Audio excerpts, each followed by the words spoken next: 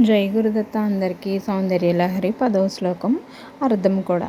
సుధాధారా సారైశ్చరణయుగలాంతర్విగళితైః ప్రపంచం సించంతి పునరపి రసాం నాయమహసః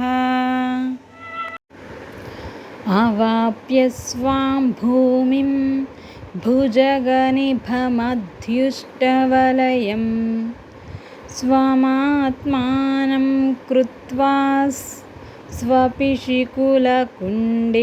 కుహరిణి.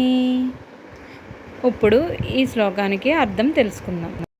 ఈ 10వ శ్లోకంలో ఉన్న అద్భుతమైన కుండలిని రహస్యాన్ని కోసం ఇప్పుడు తెలుసుకుందాం.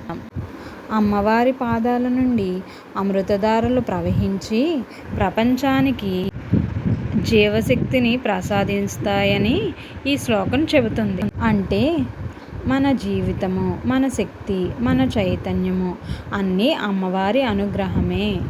ఆ తరువాత ఆ దివ్యశక్తి తిరిగి మళ్ళీ మన శరీరంలోనే మూలాధార చక్రంలో కుండలిని రూపంలో మన శరీరంలోనే విశ్రాంతి తీసుకుంటుందట. ఈ శక్తిని పాము వలె 3 సగం చుట్టలుగా చుట్టుకొని నిద్రిస్తున్నట్లుగా వర్ణిస్తారట.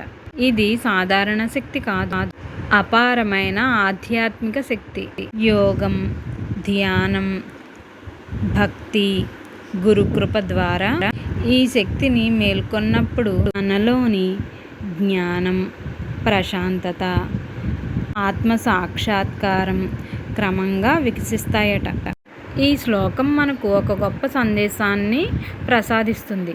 అది ఏమిటంటే భగవంతుణ్ణి ఎక్కడో బయట నెతకాల్సిన అవసరం లేదు.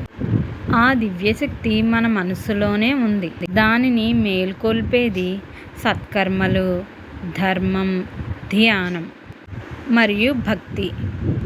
అందుకే సౌందర్యలహరిలోని అన్ని శ్లోకాల కంటే ఈ శ్లోకం యొక్క గొప్పతనం చాలా విశిష్టమైనది.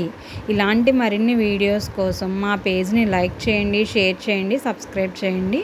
జై గురుదత్త.